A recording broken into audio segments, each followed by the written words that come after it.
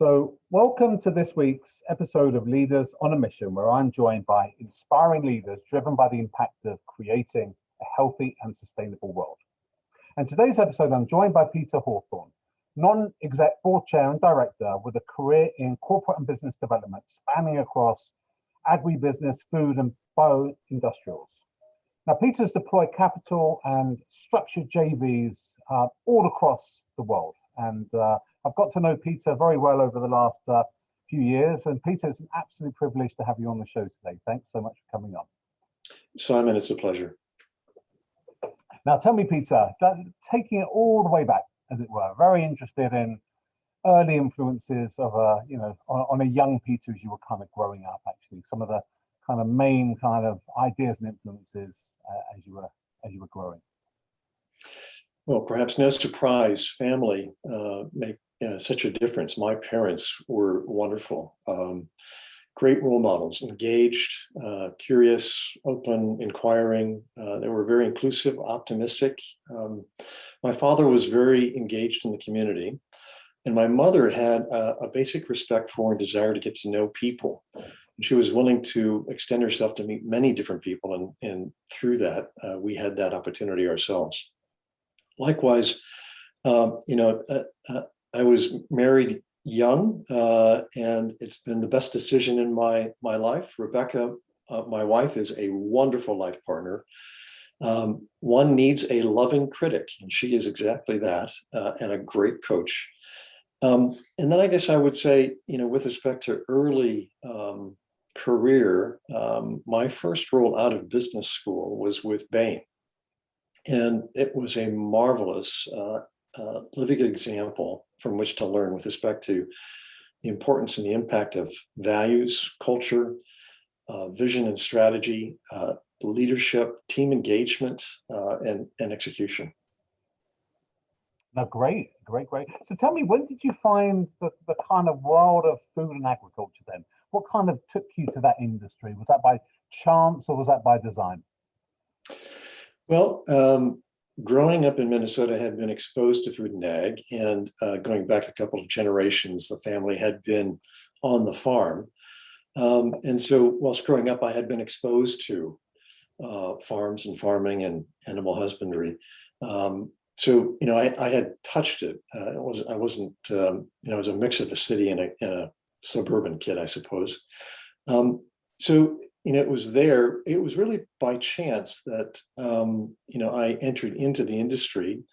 I had exposure to financial services, to med tech, to a number of other spaces. But upon a decision to return to Minneapolis-St. Paul, was recruited to become the first strategy and corporate development professional at Cargill in 1990.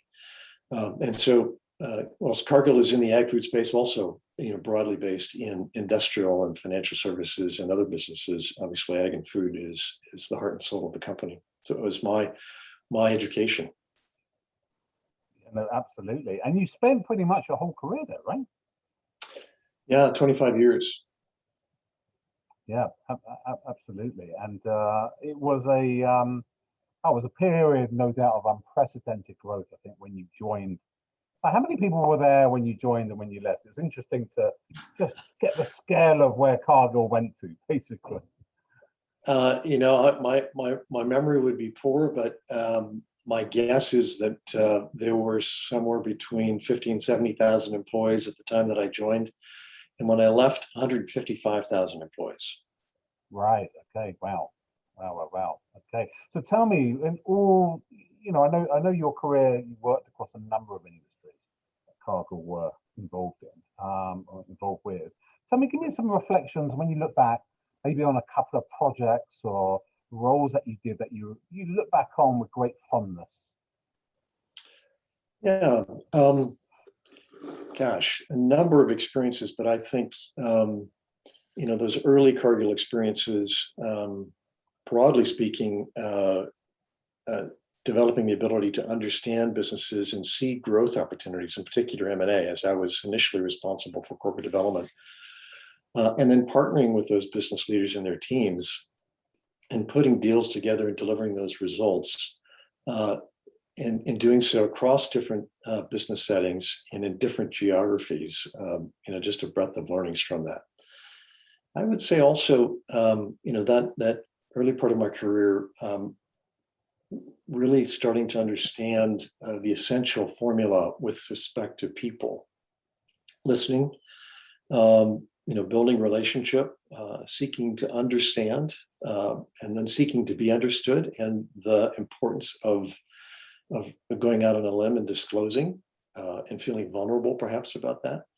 And then building respect and accepting people for who they are and what they want. And then finding solutions that are mutually beneficial. That was, a key learning with respect to the ability to pursue the art of the possible in the deal. And in particular, when we started entering into joint ventures, which have all sorts of opportunities and complications with respect to ongoing relationship, it was critically important. I think another key experience early on, a couple of years into my career at Cargill, I had the opportunity to transition to general management, and I was given responsibility at an early age and really thrown into the deep end of the pool. It was real sink or swim. A lot of stress, I can say, but that said, tremendous learning. Lots of gain with pain, I'm sure, but in learning to lead and run a business was just a crucible of an experience. Tell me, what was the difference? So a couple of things around that. The joint venture experience that you had. I know you've done ventures across the world, loads of different countries. When you first, is it something that you develop as you go along? You get better at, you learn, and you learn through experience in the joint ventures. Tell me a little bit about that journey, because you're dealing with different people, different cultures, as it were. So what's the key to really succeeding or driving a good kind of joint venture? Well, that's a great question. And indeed, and as I reflect back on it, a real journey in learning. I think at the base of it is, again, people engagement and relationships. And so I think doing business across cultures, and there are different cultures, within the same, if you will, a geographic space. Between companies and whatnot, but certainly across borders in different parts of the world. It requires patience, and I had some lessons in learning that. It requires courage to understand people for who they really are and what they want, and lots of exciting learnings with respect to engaging with Chinese state-owned enterprises or Japanese trading companies, or Brazilian entrepreneurs, or fourth generation family companies considering a potential change and being concerned about their legacy. So lots of learnings. I would say the handful of more significant skills that are helpful across a breadth of these experiences are in engaging in a process for getting to know people, and for allowing them to get to know you and your organization, for being clear about what strategic interests are, and as much for one's own organization. Sometimes I think it was harder work inside Cargill. A lot of psychological conversations and efforts at just trying to unpack what our thinking is and what's important, and what's really essential, what's non-negotiable, what's critical, what can we be flexible about, and likewise with one's potential partner. And then almost always these experiences, joint ventures in particular, are bespoke. They're really entering into solution space about what is the best engineered approach given time and place, industry, market, the parties themselves, organizations, and the individual leaders. Yes, there's a breadth of commonality. There's a common term sheet that you can work from, et cetera. There's a breadth of elements to the process and what you got to get done. But nevertheless, it's ultimately about sorting through what is going to be best for a business and for organizations and for people. I would say as well that a learning around managing relationships and a requirement to continuously listen hard, to go back to the strategic interests, to revisit that regularly and to reconfirm, because they change, and to be very conscious about where interests are aligned, right? Where they may not be aligned but are not in conflict. So, there one can typically hope to optimize. You want the best for your partner, frankly, and such that they will return that to you for those things that matter to each of us. And then where interests may be misaligned and also in conflict, one has to take measure. Are these things that we can work through and around? How can we best do that? Or is this something that's insurmountable, or there's a better alternative out there that we should pursue? Joint ventures, they're just a tool in the toolbox, and they come with their pros and cons. So sometimes it's the best option, many times it's not. Yeah, no, that's great. I can imagine I know how much you enjoyed your job, and I'm just curious, with what we've just discussed, what were the aspects of it that really resonated with you, that you really kind of enjoyed and throughout your career? Yeah. Well, that evolved over time. Frankly, I think as in one lens, as I and my worldview evolved over time, and what I valued evolved over time.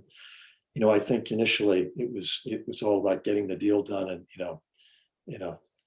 notching that win, if you will. But in time, I've really come to enjoy and be most pleased with engaging with people and seeing them be successful, seeing them come to know themselves, be able to understand how they respond to the world, how they impact other people, how they can get the best out of others, and how they and the broader team can be more successful.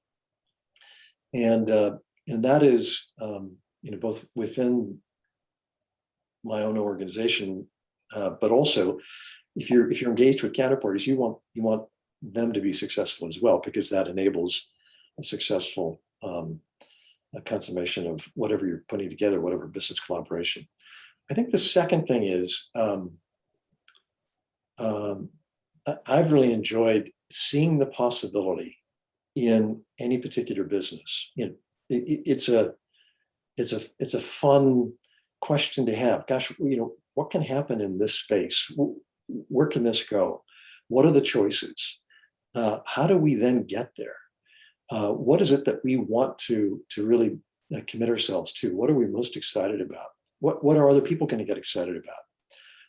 And it's really the marriage of strategic thinking and the art of the possible. That's great. That's great. It's funny, the first thing you mentioned there is really all about creating the win-win situation, it sounds like.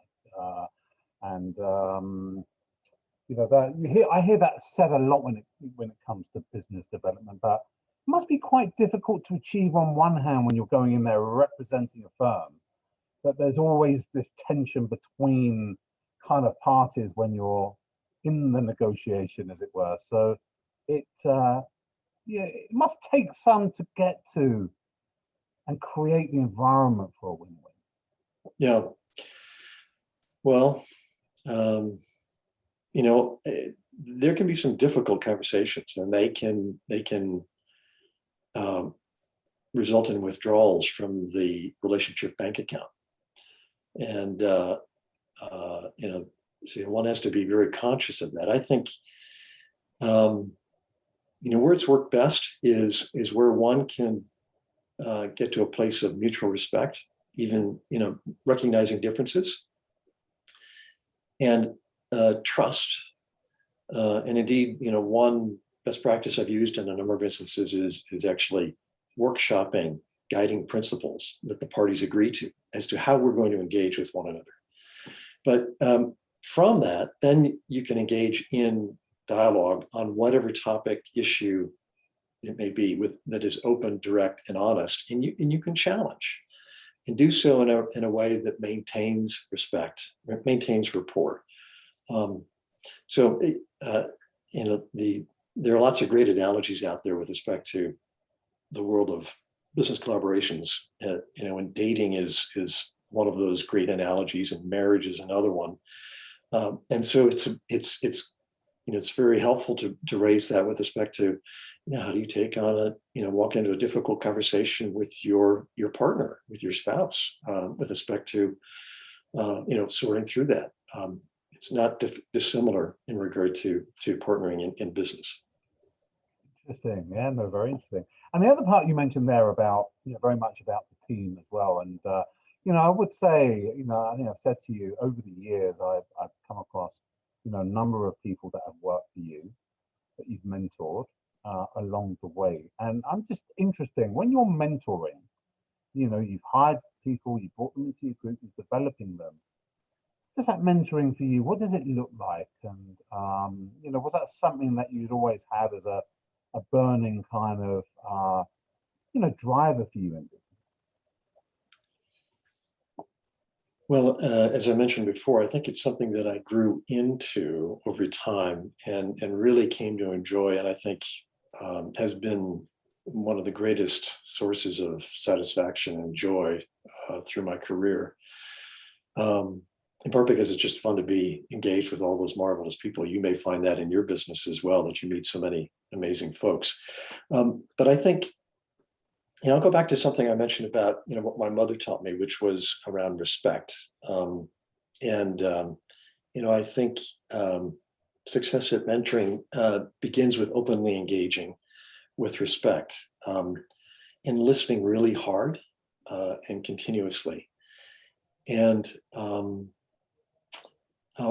ultimately wanting the best for the individual, even if that means, that's not best for me, for my team, for my organization. I think, that might be short-sighted with respect to, what's best for our organization, because I think what's ultimately best is what's the best fit for the individual. And so, helping people to become more self-aware, to know themselves, to understand again how they respond to their environment, to other people, to opportunities, to challenges, how they affect other people, how they can best manage themselves, how they can help others be their best. We all face challenges and come under stress. And so how we deal with that's real important. And helping people, work through that and become more resilient is part of that. But I think ultimately part of this is about helping people examine from their previous experience, what they've enjoyed and what they can build from there, and build the confidence for them to go out and, take steps that might entail what they may perceive as risk, provide some support for that so that they can go out and progress the next step. But at the end of the day, I'm a firm believer in people finding that which fits them best, and providing advice as to don't take something that's not a good fit. It's unlikely that they'd be happy and therefore successful at. I think as a mentor, one of the most significant things we can do, besides caring and being engaged in that kind of a relationship, is just simply asking powerful questions, very simple, open-ended questions that engage the other person to think. Absolutely, absolutely. It sounds to me like what you speak about there is very much about the emotional development of an individual as well, really. That's maybe taking the talent or taking some potential and really allowing them to develop as a person. Basically, that's what that really sounds like. And as they develop as a person, they flourish in the work environment as well, right? Is that how you see it? Yes. I love your use of the word potential. Many people that we may seek to hire, they've not done the job fully. So it's not like you can say it's, just move them right into the role, and you have to expect people to learn, and providing them that opportunity. So emotional learning is critically important. It's character building, etc. There's obviously a breadth of other learning with respect to building competence in a role, understanding a breadth of knowledge and skills and whatnot. Yeah, absolutely.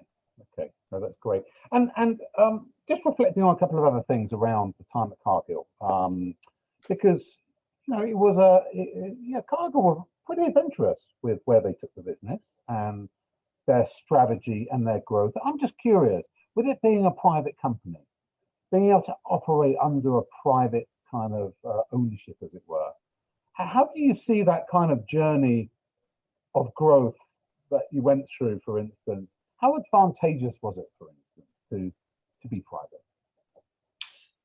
Well, I'll illustrate with an example. So I mentioned before I was thrown in the deep end to become the general manager of emerging businesses at Cargill, and was responsible for a handful of businesses. One in particular, which ultimately became what is known as NatureWorks, producing polylactic acid polymers, which are renewable, biodegradable polymers. And we're 30 years in. If we had known back then how long and difficult it would be, I don't know that we would have undertaken that journey. So we were supported, and the private company Cargill was able and willing and committed to take on that journey, knowing full well that there was a lot of uncertainty associated with it. I think today we can say, gosh, the world, that marketplace, that business have turned many corners. So things have, significantly changed, and one could not have anticipated how that all would have unfolded. So we're in a good place today, but it was not without its dark moments and uncertainties. I think if I were to describe that story, it would, the title of the book would be Unburdened by Knowledge. Yeah, absolutely. No, I can imagine. But it's a great success story, though, isn't it? It really is. Yeah. It's, and it was pretty pioneering, right? Yeah. And so and visionary for Cargill, right? Yeah, and I don't think that would have been possible in a public company, because whether it was a couple of quarters, but in fact it was years worth of slugging it out. Another example of that in Cargill is the company developed a much healthier form of canola oil that for a key customer in the fast food service space, and it took literally a decade to develop it, a decade of effort and losses until it turned the corner. And today, it's a marvelous product. It delivers much more healthy benefits with respect to oil properties. So that kind of commitment is something that can exist in organizations. I think a private company who does not have concern about quarter to quarter reporting results may have a better chance at incubating that. Yeah, no, that's interesting. I mean, I suppose where we are right now, it's such an exciting time across that ag and food value chain. And what do you see as being the main kind of when you look back through the career where we are now in time, for instance, and you think about the dynamics in the marketplace, as it were, right now, what do you see as being the main kind of, changes that you've seen, to bring us to where we are now, for instance, in the market? Well, we're living in exciting times. I think a number of trends are coming together. We're seeing continued growth in the ag food space, which is driven by population growth, per capita income growth, access to better nutrition, innovation across the ag food supply chain, increasing breadth of food choices and experiences. I think, the key trend driving things is really a desire for healthier, better for us nutrition. It's for humans, but it's also for animals. And I think it's also with respect to the plant space. I think that, we've really benefited from innovation over time. I mean, you go back, you've got Armin Borlaug's Green Revolution with, discovering hybrid seeds, but we've really entered yet another amazing phase of knowledge discovery, invention, and innovation. I think I would call out, this next generation. I've lost track whether people call it, version 3.0 or 4.0, but with respect to biology and genetics, we're seeing just tremendous advances in regard to seeds, animals, the use of organisms, and things like fermentation. I think understanding of the microbiome in regard to soil, animal, and human health is just one of the more interesting and exciting things happening, which is really enabling, I think, the integration now of food and medicine and food as health. I think the broader digital revolution is now impacting ag and food, which had been slow as an industry sector to come to this. But it's impacting it in myriad ways. And I think, I think digital technologies are going to significantly increase productivity across the ag food value chain. I think AI and machine learning are really driving insights, as they are in other spaces. They're driving significant insights in the ag food space. And last, I would say, excuse me, sustainability and increasing awareness and desire for sustainability, very broadly defined. And if you can go to the UN Sustainable Development Goals as a roadmap for that. But sustainable technologies are, I think, finding tremendous interest and will be a path for significant development in the ag food value chain, whether it's regenerative agriculture, which is moving to carbon neutral or negative farming, or biologicals, which are replacing conventional crop ag chem, as well as antibiotics in animal feed, or things like controlled environment ag, which is reducing resource use, being far more efficient with respect to, for example, water. There's some, I think, marvelous innovations underway, and we're really seeing, a change. Just think ahead 10, 20 years, just how different our ag food supply chain may be, and it's really exciting. Yeah, absolutely. Tell me, was sustainability always on the agenda, or has it just exploded? With the new generations, for instance, or was that always a real focus within the business? It has significantly changed. I think changed in our depth of understanding, in the breadth of understanding of what sustainability means, all that it means. I think it was there in elements in decades past and generations past. And I think the people, our parents, always thought about doing the right thing, but what was the right thing was the knowledge of that was different, was I would say less. I think that we have really advanced knowledge. So sustainability today involves so many different things, but including in the ag food space, preventing deforestation as an example, preventing child labor, having fair trade, reducing water use, improving overall soil health and carbon sequestration, obviously improving the quality of our food and our food and health outcomes, and all the way through to distribution, reducing food deserts, etc. So it's my kids, who are all adults, it's a really big deal. I'm amazed at the choices that they make and they consider, in daily life, what food they choose to purchase, how they choose to prepare, where they choose to buy it from, what they're concerned about its provenance. It's important. It's driving their choices. It's incredible, isn't it? It really is. It's and I thought we were having a chat about 10 years ago, and I was going to tell you, Peter, the plant-based sector is going to see $3.1 billion of investment into it.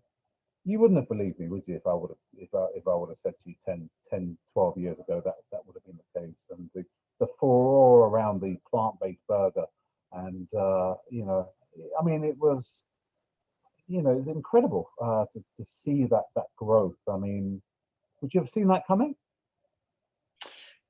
I think that the seeds of it, no pun intended, have been there. I mean, you could go back to the fact that, we, centuries ago were eating mostly plant-based foods, if you will, but just, with different technology. It's going to be fascinating, because I think we're going to be able to see, in decades hence, that we can manufacture at scale and cost, wonderfully tasteful, great mouthfeel, texture foods, innovative foods with fabulous nutrition, that are, through a variety of technologies. So people are already, 3D printing marbled steaks. So I think it'll be pretty exciting. Yeah, absolutely. No, I think it will be as well. And what do you think about, like, from a viewpoint of financing options out there at the moment, and particularly around some of the smaller companies, that we've seen great success, and they found routes to market like the Impossible and the Beyond, and found new consumers, etc. And from those successes, there's a plethora of companies which are scaling and growing, and there's options now, IPO option and the SPAC, and knowing what you've seen before, in the industry. Yeah, what's your thoughts on financing and the future growth of these companies, for instance? And I don't know, the pros and cons, for instance, of being quite early and going public as opposed to remaining private. I think at its heart, financing follows the opportunity and challenge of building businesses. And so we continue to develop knowledge and capabilities broadly with respect to identifying needs, inventing solutions, building businesses around that. That entire ecosystem, you're part of that. Talent is at its foundation. And so we continue to get better and faster at doing all of that. And I think financing ultimately is a function of how well we build businesses, because if there's a great business to be built, financing will find a way. Now, there's innovation around financing, and so SPACs are the thing of the moment. I think some initially thought it might be a fad. As did I, but I think they're here and they're going to stay. And I think, they provide, it's an innovation with respect to raising capital. IPOs still have a place and a role. I think capital formation is obviously critical to continuing to innovate and build out in the ag food space. And we need every piece of that ecosystem to work well in order for it to function. I think a recent article in Challenge by S2G, one of the leading ag food tech VC firms, challenging the ecosystem to bring 10 billion additional in capital to bear. I think that we're still not flush. We have an opportunity to further enable the building of new businesses. Frankly, the private sector is the main way by which to do that, but I think the public sector has a role to play in providing the overall foundation that helps to support the building of these businesses. Absolutely, and it seems like some of the large companies are probably adopting the innovations a bit differently. I know I've seen you at some of the events, and the innovation events, for instance, where the confluence of the industry all coming together, and it just seems to be very, very connected. And I don't know, I've only really been operating in this space for the last 6 years, but I'm thinking back 10, 15, 20 years, it would have been very different, right? It would be hugely different. I would have thought around that connection with the entrepreneur and early stage technologies. And how have you seen that really evolve? Well, it has evolved, and it's marvelous to see a far more rich and engaging ecosystem out there. And I would just call out briefly the fact that ag food corporates are now really getting into the game, because they see such benefit from engaging in the ecosystem and doing so with flexibility. I think that's a real positive. You go back a couple of decades, the innovation space, R&D, was perhaps a bit more classical with respect to government funding of big R, fundamental research, a breadth of universities and research institutions being the nexus for that, a variety of relationships between large corporates and universities, and large corporates having a portfolio of projects that they would be pursuing and funding, for little r, and big D, little d, in order to bring things to market, and less, if you will, with respect to the entrepreneurial innovation space. And it's marvelous to now see just how busy and active that is, and how exciting it is for entrepreneurs, scientists, inventors, et cetera, from a variety of quarters to come together, ideate, envision, and get excited and pursue stuff, and in a system that includes accelerators, incubators, and then seed through emerging growth, and beyond. So all of that, I think, that ecosystem and its development is just a real positive for what the net result is for society and for business. You mentioned you got engaged a number of years ago, and I think there might have been a couple handfuls of committed, capable ag, food, biotech VC firms, and today, there are dozens, which is exciting. I think that's all to the good. Yeah, no, that's great, and that's wonderful. And Peter, I could chat to you for hours about this stuff, and but it's been great to chew the fat with you over your career, and thanks so much for coming on and sharing your thoughts with me. It's been a great conversation. Simon, thank you for the opportunity.